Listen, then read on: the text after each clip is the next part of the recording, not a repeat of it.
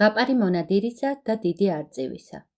იყო და არა იყო რა, ღვთის უკეთესი რა იქნებოდა. იყო ერთი ღარიბი მონადირე. ერთხელ მინდორში ნადირობდა და ნახა, სამ მუხაზე ერთი დიდი არწივი იჯდა. სამივე მუხა ეჭირა. მოზიდა მშველდი მონადირემ, დაუმიზნა ის არის, უნდა მოკლას. არწივმა უთხრა: ნუ მომკლავ, მხარი მაქვს მოტეხილი, წამიყვანე სახლში, მომიარე, მომარჩინე, ჯერ ისევ ბარტყი ვარ და ბოლოს მეც გამოგადგები. აღარ მოკლა მონადირემ. წაიყვანა მხარმოტეხილი არწივი სახლში. ცოლს ძალიან ეწყინა, ჩვენთვის არაფერი გვაქვს და მაგას რა ვაჭამოთო. მართლაც ისეთი ღარიბები იყვნენ, კბილის გამოსაჩიჩქნი ჩხირიც კი არ ებადათ. ორ კვირას უწამლა კაცმა არწივს, დაეტყო მორჩენა, უთხრა მონადირეს: დროა, წამიყვანე მუხებთან. წაიყვანა მონადირემ. დაუქროლა არწივმა და ერთი მუხა ძირიანად მოგლიჯა და სამი მთის იქით გადაისროლა. მონადირეს უთხრა: კიდევ წამიყვანე შინ, ცოტა კიდევ მაკლია. მონადირემ ისევ წამოიყვანა არწივი სახლში. ორ კვირას ახყავდა კიდევ. ორი კვირის თავზე არწივმა უთხრა: წამიყვანე მუხებთან. წაიყვანა მონადირემ. დაუქროლა არწივმა, მოგლიჯა მეორე მუხა და 9 მთას იქით გადააბზრიალა. კიდევ მაკლია ცოტა მორჩენა. კიდევ წამიყვანე ცოტა ხანს შენთან. მონადირემ ისევ წაიყვანა შინ. ცოლი ძალიან გაუწყრა. ჩვენთვის არაფერი გვაქვს, ეგ უკან რაღაც მოათრიეო. არწივი ორი კვირა კიდევ იყო იქ. მონადირე წამლებს ადებდა, უხვევდა მხარს. ორი კვირის მერე უფრო გაჯანსაღდა და მონადირეს უთხრა: ისევ წავიდეთ მუხებთან. წავიდნენ. დაუქროლა არწივმა და მესამე მუხა სრულებით დაჰკარგა. ვეღარ გაიგეს სად გადასტყორცნა. მაშინ არწივმა თქვა: აი ახლა კარგად ვარ. შემაჯექ მხრებზე, ერთი დაკლული ხარი თან წამოიღე. ჩემს დედმამასთან წაგიყვან და დაგასაჩუქრებენ. ამას კი გეტყვი, რაც უნდა სიმდიდრე გაძლიონ, არ გამოართვა. მარტო ეს თხოვე. თქვენ რომ ჟანგიანი ყუთი გაქვთ, ეგ მომეცითქო. წავიდა მონადირე. დაკლა ერთი ვეებერთალა ხარი, დაუდო არწივს მხრებზე და თვითონაც ზედ შეაჯდა. არწივი აფრინდა და წავიდა სულ მაღლა და მაღლა. რამდენიც შემოატრიალებდა თავს, მონადირე იმდენჯერ დიდ ნაჭერ ხორცს ჩაუდებდა პირში. ის იყო მივიდნენ, სადაც მიდიოდნენ, რომ ხორციც გაუთავდა. გამოიჭრა კანჭი მონადირემ და შეაჭამა. ოჰ, ეს რა გემრიელი რამე შემაჭამე.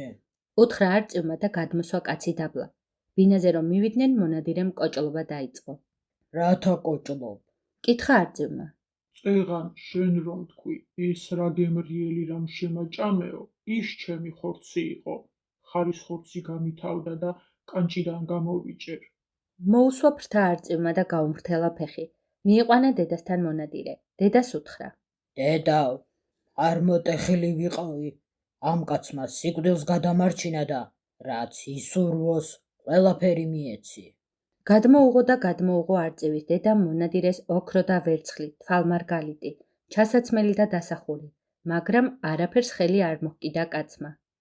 მაშ რაღა გინდა? კითხა არწივის დედამ. თქვენ რომ ჟანგიანი ყუთი გაქვთ, ის მომეცით. უთხრა მონადირემ. კიდევ უფრო ძვირფასი და ძვირფასი საგანძური გადმოულაგა არწივის დედამ. მონადირე ადგა და უკმაყოფილოდ წასვლა დააპირა. მოდი, ესენი სულ წაიღე. მუდარით დაუძახა არწივის დედამ კაცს და გადმოუღო კიდევ ძვირფასი და ძვირფასი რამეები. ჟანგიანი ყუთი კი არ მისცა. მონადირე გამობრუნდა და წამოვიდა. მოდი, უძვირფასეს ოქრო ვერცხლს გაგატან. ისევ სთხოვა არწივის დედამ. არ მობრუნდა მონადირე. უმატებს და უმატებს დედა ძვირფას და ძვირფას. ყუთს მაინც არ აძლევს. მონადირემ სხვას არაფერს მოჰკიდა ხელი. ბოლოს მესამედ დაუძახა არწივის დედამ და მისცა ყუთი. უთხრა: იცოდე, სანამ შინ არ მიხვიდე, არამც და არამც არ გახსნა, თორემ მერე ძალიან ინანებ. შეიცვა არწივმა მხრებზე მისი გადამრჩენელი და ისევ ძირს ჩამოიყვანა. მოდის მონადირე, მოაქვს ძველი ყუთი, გზად იფიქრა. იქნებ მომატყუეს და ცარიელი ყუთი მომცეს. ნახავ ერთი რა არის შიგ. იქნებ ისეთი რამე ძევს, მომკლას კიდეცო. გახსნა. ამოვიდა და ამოვიდა დუქან ბაზარი და სასახლეები. გაიჭიმა უზარმაზარი ქალაქი. გაჩაღდა ვაჭრობა, გარბიან და გამორბიან ვაჭრები. ერთი ხმაურობა და ამბებია. მონადირე კი დგას და შესცქერის. უნდა დაკეტოს, წაიღოს ცოლთან, მაგრამ ვერ აკეტავს. იცემს გულში ხელს, იბდღნის თმას სიმწრით. ამ დროს ჩამოივლის ერთი დევი. რა სასტირი, კაცო! რას არა ვტირი, ეს ყუთი გავხსენი, ეს ქალაქი იქიდან ამოიშალა და ვეღარ ავხურავ. რას მომცემ, რომ დავხურო? ხომ მომცემ იმას, რაც შენ არ იცი. მოგცე მოღონდ, ეს ყუთი ისევ დახურე. სთხოვა მონადირემ. იმისი ცოლი ორსული იყო და სანამ მონადირემ მივიდოდა, იმას ოქროს ქოჩრიანი ვაჟი შესძენოდა და მონადირემ კი არა იცოდა რა. დაუხურა დევმა ყუთი. ეს ქალაქიც აიკრიფა და ისევ ისეთი ადგილი დარჩა, როგორც წინათ იყო. ამა და ამ დროს მოვიკითხავ მე ჩემსას და გამომიგზავნე. უთხრა დევმა კაცს. კაცი წავიდა სახლში, გახსნა ყუთი და ამოვიდა ისევ დუქან ბაზარი და სრა სასახლეები. გაიმართა ქალაქი. ეს კაცი ქალაქის პატრონია, მაგრამ შვილი ადარდებს. დევს უნდა გაუგზავნოს. ჯავრი არ ასცილდება. არ იცის, როდის მოიკითხავს დევის შეპირებულს. ამასობაში მოიზარდა ვაჟი. ადგა და წავიდა დევთან. ივლის და გზაზე ერთი დედაკაცი შეხვდება. სად მიდიხარ, შვილო? კითხავს ბიჭს. დევთან მივდივარ, უნდა გავიგო რა საქმე აქვს ჩემთან. ვაჟკაცი ყოფილხარ, შვილო? უთხრა დედაკაცმა. რომ მიხვალ დევის ციხესთან, წყალს ნახავ ჩამომდინარეს. იმ წყალზე დევის ქალები ჩამოდიან საბანაოდ. იქვე დაიმალე, ზევით რომელიც ადგას უუფროსია, იმის ქვევით რომ დგას შუათანაა და ბოლოს რომ არის ის უმცროსი, იმას დაუმალე ტანისამოსი. გამოვა, მისიდები ჩაიცვამენ და წავლენ და ის უმცროსი ქალი ტანისამოსის გარეშე დარჩენილი რამას იზამს. რა კი ტანისამოს არ მისცემ, შენი ცოლი გახდება. მერე ის გიხსნის გაჭირვებიდან, იმის ჭკუა გონება. ბიჭმა ისექნა, როგორც დაარიგა იმ დედაკაცმა. მივიდა წყლის პირას, ჩასაფრდა ჩუმად. როცა ქალები მოვიდნენ და დაიწყეს ბანაობა, მივიდა, აიღო უმცროსი ქალის ტანისამოსი და დაიმალა. მორჩნენ ქალები ბანაობას, გამოვიდნენ წყლიდან. უფროსებმა ჩაიცვეს. უმცროსმა ვერ იპოვა ტანისამოსი და შეშფოთებულმა დაიძახა. ვინახარ, გამოჩნდი, შენ ძმა და მე და. ბიჭი არ გამოვიდა. ქალმა კიდევ დაიძახა. გამოჩდი, ვინახარ, შენ ძმა და მე და. ბიჭი არც ამჯერად გამოვიდა. ბოლოს დაიძახა ქალმა. გამოჩნდი, ვინახარ, ჯანი გავარდეს შენ ქმარი და მე ცოლი. მაშინ გამოვიდა ვაჟი და მისცა ტანისამოსი. ქალმა შეხედა. ეს ოქროს ქოჩრიანი ვაჟი ძალიან მოეწონა. უთხრა. რისთვის მოსულხარ ამ მხარეში? მამა შენის ლუკმა ვარ.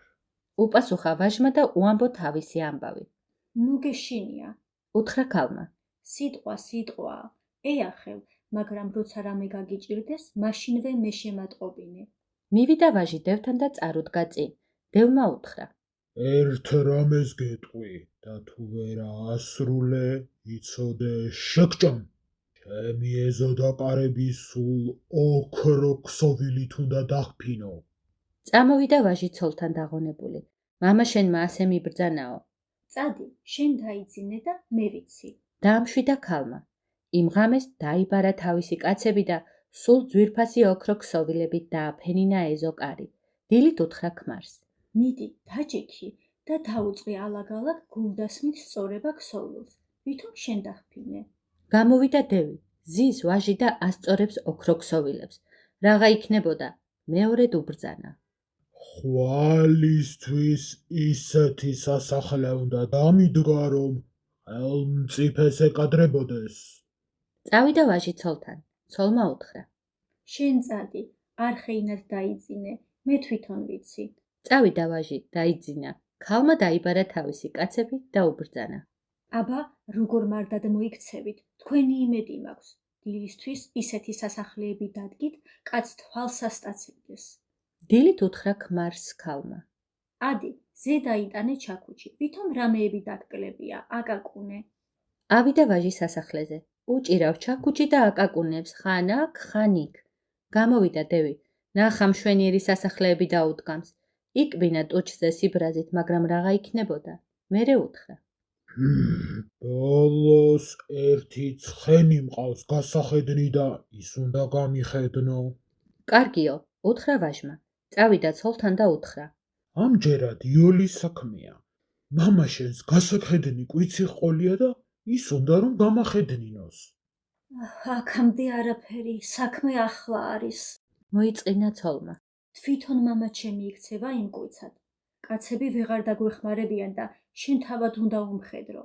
მე ერთ ლაგამს მოგცემ, ის ლაგამი ამოსდე იმ კვიცს პირში. თან ერთი რკინის კვერი წაიღე. აღმა აფრინდეს, თავში ჩასცხე. დაღმა წავიდეს ცხვირში.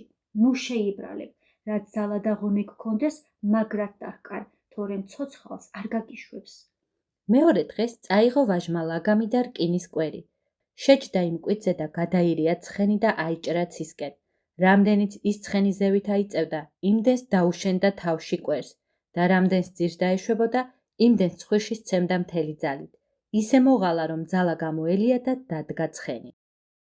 მოიყვანა ვაჟმა თვინიერად დევის კარებზე. შეიყვანა თავლაში, წამოჰყარა ლაგამი და გამოვიდა. იქცა ცხენიც ისევ დევად და გამოვიდა ისიც. დევი კარებზე დგას. რა ჰქენ? გახედნე ის ცხენი თუ არა? კითხა წყრომით ვაჟს. ვაჟი ხედავს, რომ დევს ცხვირპირი სულ ჩამოღადრული აქვს ცემისგან. რა გჭირს სახეზე? რა დაგმართნია? კითხა მაინც. ეს შენი ნაცემი არის. მიუგო დევმა ვაჟს. შენ რომ იჯექი ის მართლა ცხენი კი არა, მე ვიყავი. ხვალ კი აღარაფერი აღარ გიხსნის. უნდა შეგჭამო. შეწუხებული ბიჭი მივიდა ცოლთან. რა ჰქენ, უმხედრე ცხენსა თუ ვერა? კითხა ცოლმა. მამა შენ მომითხრა, ხვალ უნდა შეგჭამო. ვეღარაფერი ვერ გიშველისო. იმ ღამესვე უკուն სიბნელეში ადგნენ ქალი და ვაჟი და გასწიეს. იარეს, რაც ძალი და ღონე ჰქონდათ. რომ გათენ და გაიგო დევმა მათი გაპარვა და გამოეკიდა. მიდიან ქალი და ვაჟი, ქალი ეტყვის ვაჟს. აბა მიიხედე, ხომ არავინ მოგსდევს. მიიხედავს ვაჟი. ბუზისტოლად შორს რაღაც მოჩანს. გამოდის მამა ჩემი დაგვდევნებია. თქვა ქალმა და იქცა შემოსულ ყანად. ვაჟი მომკალად აქცია. დგას ყანაში მკის და გასდის ხვიტკი. მოვიდა დევი. ამ გზაზე ქალსა და ვაჟს ხომ არ ჩამოუვლია? შეეკითხა დევი მომკელს. მთელი დღეა მკი, სიცხით ვიწვი, რამლელისა თუ ჩამომლელისათვის მცხელა. არავინ მინახავს. იუარა კაცმა. გამობრუნდა დევი უკან და გასწია თავის სახლში. უთხრა ცოლს. ვერავინ ვნახე იმის მნახველი. სრულებით არავის გადაყრიხარო? კითხა დევის ცოლმა. როგორ არა, ერთა ლაგას ყანა იყო და მომკალი მკიდა, მიბა კითხე და არავინ ვნახავს. აბა შენი ქალი და სიძე ის ყანა და მომკალი ყოფილანო, თქვა გაჯავრებულმა ცოლმა. როცა დევი შინ გამობრუნდა, იქცა ყანა ისევ ქალად, მომკალი ვაჟად და გაუდგნენ გზას. იარეს, დიდი გზა გაიარეს. დევიც მობრუნდა ისევ სახლიდან და დაედევნა ქალვაჟს. ეუბნება ქალი ვაჟს. აბა მიიხედე, ხომ არავინ მოსჩანს. ბუზისტოლად რაღაც მოჩანს. მიუგებს ვაჟი. გამოდის მამა ჩემი დაგვდევნებია. იქცა ქალი დაბრულ ტყედ, იმის გულში მზის ხივი არ ჩავარდება. აქცია ვაჟი მოხუცებულ კაცად. დადის ტყის პირებში ბერი კაცი და ჩინჩხრებს კრებს. მოვიდა დევი.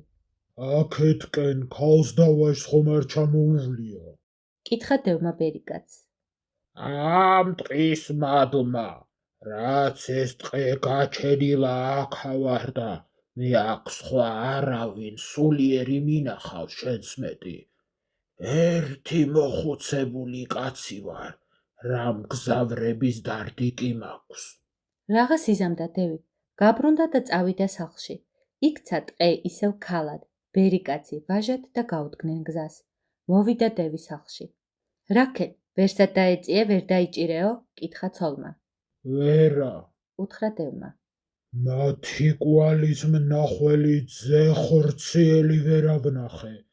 გზაზე მარტო ერთი უღრანი ტყე იყო, ერთი ბერი კაცი ჩინჩხრებს აჰკრებდა, სხვა არავინ მინახავს. შეგამოყრუებულო, ის ტყე შენი ქალი იყო და ის მოხუცებული კაცი შენი სიძეო, უთხრა ცოლმა. ახლა კი მეც წამოვალ და ვნახოთ სად წაგვივლენო. შესწყდნენ რაშებზე ორივე ცოლ-ქმარი და გამოეკიდნენ ქალსა და ვაჟს. მირბიან ქალი და ვაჟი, მისდევენ დევი და მისი ცოლი. ქალი ეტყვის ვაჟს. აბა მიიხედე, ხომ არავინ მოგდევს. მიიხედა ვაჟმა, ბუზისტოლად რაღაც მოჩანს. უთხრა ქალს. მიიხედა ქალმა, მიიხედა და ორად მოჩანდა წერტილი. ახლა დედა ჩემიც მოგდევს. ახლა კი ძალიან გაგვიჭირდება თავის დაღწევა. იქცა ქალი უძირო ტბად და აქცია ვაჟი იხვად. ლაპლაპებს ტბას არკესავით და დაცურავს იხვი არხეინად. მივიდნენ დევი და იმისი ცოლი. იყურება დევი და ვერაფერს ხვდება. ამ დროს დაეწაფა დევის ცოლი ტბას, დაუწყო სმა, უნდა ამოაშროს ერთიანად. მიხვდა დევი და დაიწყო სმა იმანაც. სვეს და ის იყო იხვს უნდა მისწვდომოდნენ, რომ ორივენი დასკდნენ იმდენი წყლისაგან. იქცა ტბა ისევ ქალად, იხვი კი ვაჟად. გადაეხვიდნენ ერთმანეთს და გაიხარეს. შესწყდნენ დევისა და იმის ცოლის ფრთამალ რაშებზე და გასწიეს მონადირესთან. ჭირი იქა, ლხინი აქა, ქატო იქა, ფქვილი აქა.